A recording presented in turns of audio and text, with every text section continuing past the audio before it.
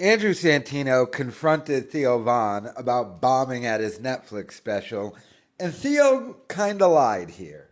So he gave the typical thing of which he did last time of,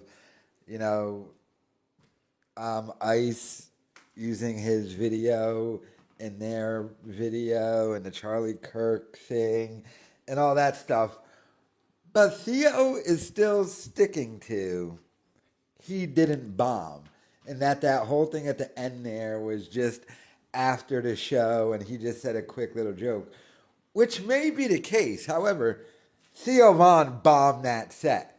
And we know that from the audience there that went on the internet and said that half the people walked out because he bombed. So he's just trying to put it off as, oh, they just caught me at the end of a show at a weird moment, but it wasn't that. But he has to retape the special specifically because he bombed the special. He tanked it.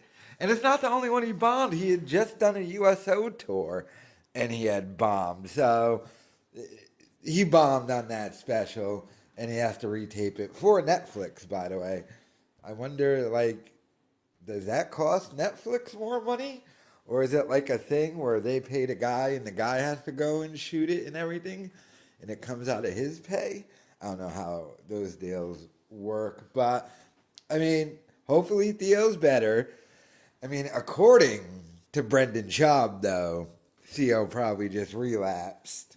And Schaub said this as he was defending Theo Von and kept bringing up the fact that Theo kind of had this problem during his first special, taping that. So, Theo's demons still got to figure things out, according to Schaub. But I like the fact that Santino confronted him about it, though, trying to get the truth of it. But, yeah, Theo bombed on stage at that special. And what did he say? He got off antidepressants, so that didn't help with his mood and everything.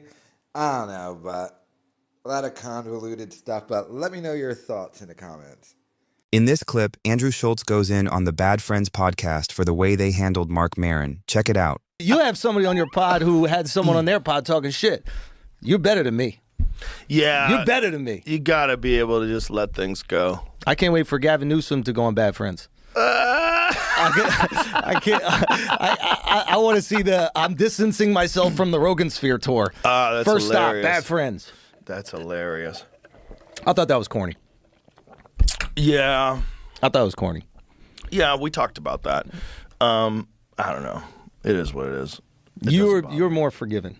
There's no time that you should, in my mind, no time that you should be spending on these kind of conflicts. It's pointless. It's wasted energy. Yeah, but it's fun to talk some shit. Just to set the stage, Andrew Schultz is referring to Andrew Santino and Bobby Lee having Mark Maron on their podcast. Ironically, the podcast is named Bad Friends. Schultz's main beef with them, which he gets deep into later in the clip, is they didn't push back at all and defend Joe. Let's watch a little bit of it. You love Austin, don't you? He's running half the planet out of Texas. Yeah. He's got a tight hold on the enlightened meatheads. Dude, Maron's disdain. It's not disdain. It's reasonable criticism. Reasonable criticism. Yeah. What do you think the Austin shelf life is going to be? Well, I don't know. I think that it's so effectively tribalized at this point. It really comes down to material. At what point? It's whatever they represented in terms of policy. And it's not a stretch. It's they won. Trans people are frightened. They have no ability to get health care anymore. And they're afraid of being alive and have no freedom left. So that's done. When do you stop with the jokes? When do you stop with the jokes? And immigrants. Okay, well, they're being ripped away from their homes. And and they're all terrified. And okay, so that's done. When do you stop with the jokes? Right. It's one thing to pick on the vulnerable and the marginalized, but they're down. Yeah. They're down. Why do you got to keep hitting them unless you're a hack? Now there's a question. Wow, Mark. He comes in swinging. Yeah. No, so I don't know the last time I talked to Joe. People for a while were why don't you go on Joe's show? And my answer to that is why? Well, you know, when I decided to talk shit about Maron was after the Theo thing. After Theo kind of went off the rails. Yeah. And Theo went off the rails right after Maron put him in his special. Yeah. You know? You know my issue with that joke in the special? It was just like what Twitter says. Uh-huh. It wasn't even like a creative angle. It's not good. It was just like literally what every tweet would say. Meanwhile, it was one of the funniest jokes he's ever made because it's an impression of a really funny guy. Exactly. Yeah, you got to rely on Theo's impression. Yeah. Yeah. Let's watch the bit in case you missed it. Feel free to skip over it if you already saw it. I think if Hitler were alive today, he'd probably appear on Theo Vaughn's podcast. And Theo would be like, "See, y'all did a lot of meth, right? I mean, all the Nazis were all fucked up on meth, right, Hitler? That shit'll make you crazy, dog. I did some meth once. I was up for 3 days, and then I ate a live bird. No shit, Hitler, a live bird, bro. Hey, Hitler, you probably didn't even hate the Jews. That was just the meth making you crazy, dog. Hey, Hitler.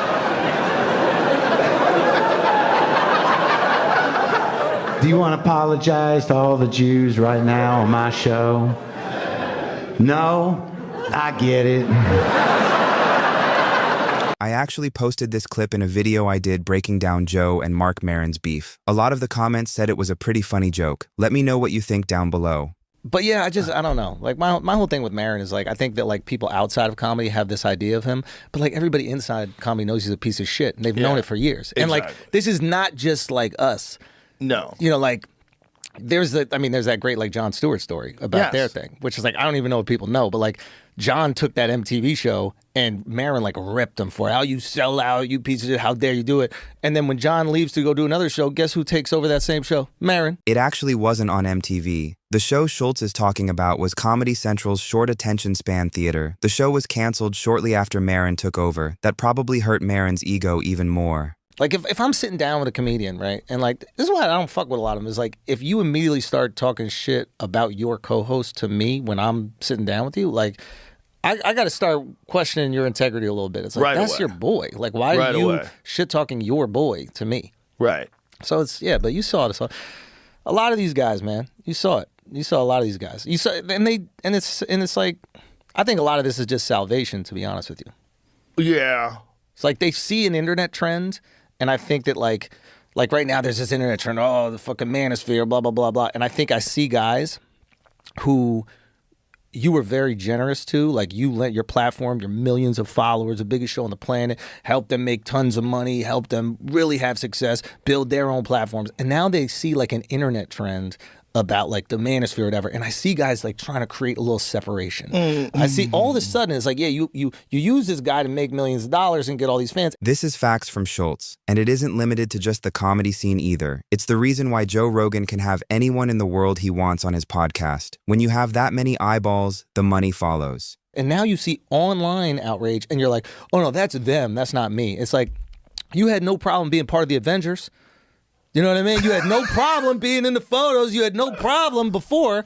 And now you see a little shit going on. You separate. I feel like that's the moment you double down for your boy. That's the moment you go, I know that person. What people are saying about him isn't real.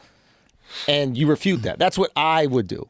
W. Schultz. He does seem like a good friend. Another example of this is when Brendan Schaub was going through it and Schultz still defended him. Here's a clip from the No Jumper podcast. The Fighter and the Kid, like they have a fucking great podcast. Like they're hilarious together. Like Brian and Brendan are fucking hilarious together. And Brendan's like a really great dude. He's a genuinely sweet dude who helps people. He's the reason I got on Rogan. Like he was like, yo, you got to get this guy on. This is before anybody was fucking looking at my shit. Like, and that really changed my life. So he's actually a great dude. And he's just getting destroyed by that thing. I told him to lean into it. I was like, bro, you got to sell merch. Like anything that they do about you, you got to lean in. And then I thought that they would appreciate that in one way. They're like, oh, okay, he's not ignoring and acting like this thing isn't happening. He's like taking part of this thing. His Reddit is so fucked up that like they've made it their mission to expose him cheating. That's where it's like, yo, you going into the personal life, that's wild, man. The knee-jerk reaction to just shit on everything and try to shit on the scene and like shit on Austin or like shit on these things. I don't think they realize that that's not going to get them any closer. It will get them like immediate attention. A bunch of their comedian friends around them are going to click and like and do these things.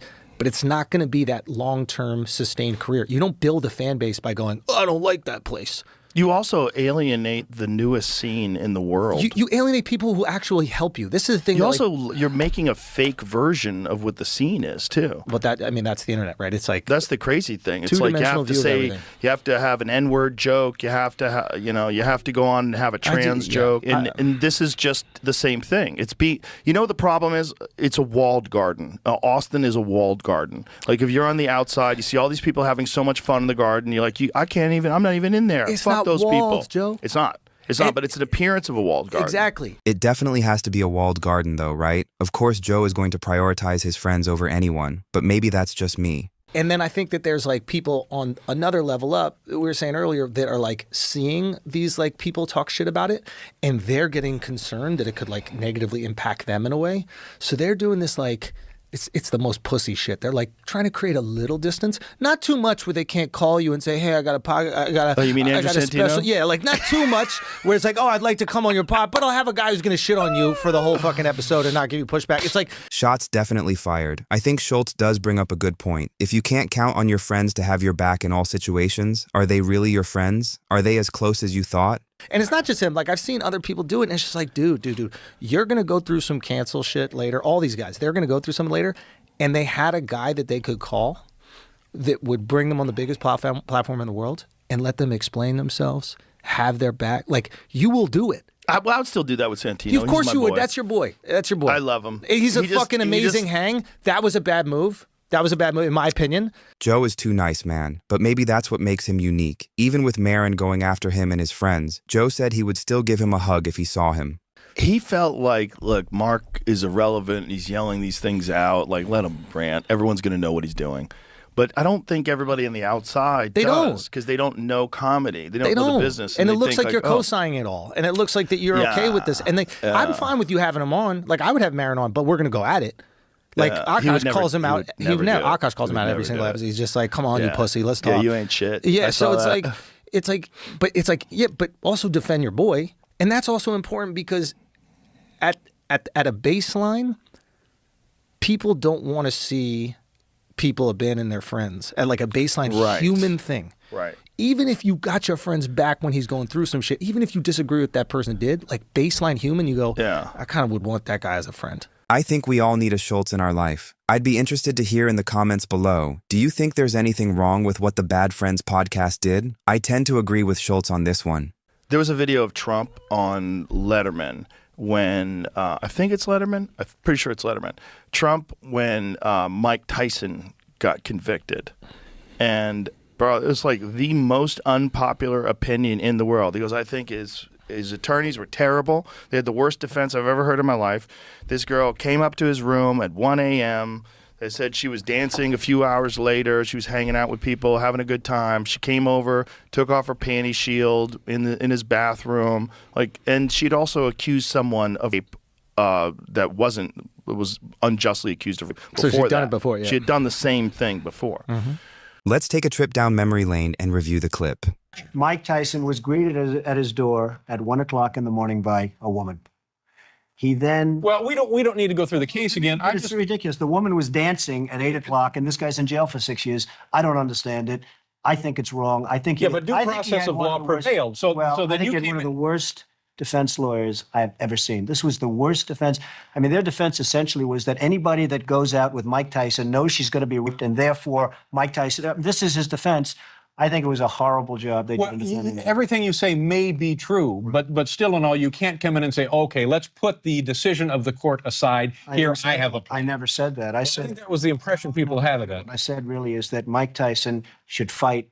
Mike Tyson should supply millions and millions and millions of dollars to victims, and I think that's a hell of a lot better than him sitting in a jailhouse for 6 years. Now, let him do some time, let him do some this, but this man could supply $30 million just from one fight.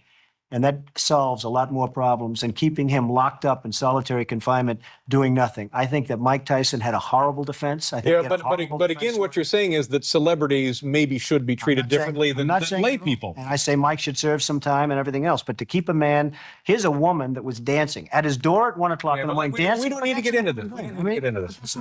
Hey, don't get me hot, okay? You know, I don't know what the fuck happened there. No, Obviously, but I don't. But that was his boy, and he defended his boy. He said, "Look, we don't know. We don't know what happened." And he said it on Letterman. I respect that shit. And he was like, "Whoa!" And a lot of people in the comments did too. Like, "Wow!" And Tyson got his back. You know that. Yeah, like they've talked to Tyson decades later. Always has. This is actually a pretty cool friendship to watch over the years. Here is Mike Tyson defending Trump with his own violent Mike Tyson way. If I'm voting for Trump, so what somebody's going to do about it? I don't think anybody. I mean, I'm gonna disagree with you. Oh yeah, but I'm just talking about. So what? Yeah, does it make you feel weird that people? So what? Do people? Why is it people care about your opinion so much? Is that weird to you that people freak out about your opinions? No, they believe I have a lot of followers, this and that. But this is my opinion. This is what I believe. If I like Donald Trump and I want to vote for him, I'm going to do it. So what? What are you going to do? Shoot me? Beat me up? No, I don't think so. No, it's not. Yeah, it's a different. I don't. To me, I'm like, I thought this is normal. Like I thought this is.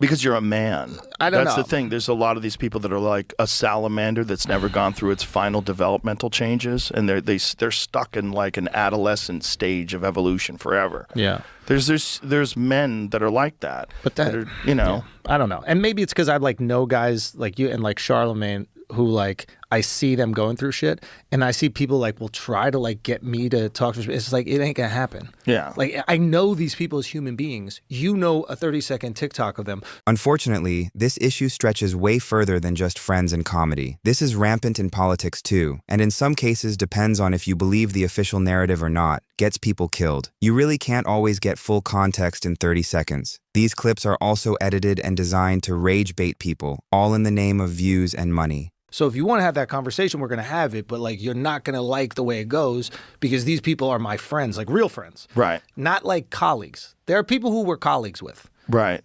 But like my real friends, you guys are at my wedding. Right. And you've been to my wedding. Like my wedding wasn't like a comedy hangout. Right. It was people who I am close to. You know what I mean? Like. By the way, it's like one of the only weddings I've ever been. And I respected that. Took a COVID test. Took a COVID test. I just want to let you were so upset about it too. You're like, here, bitch. You sent me a picture. You're like, I'm free of it, bitch. I was already over. Well, I don't even know if I had been.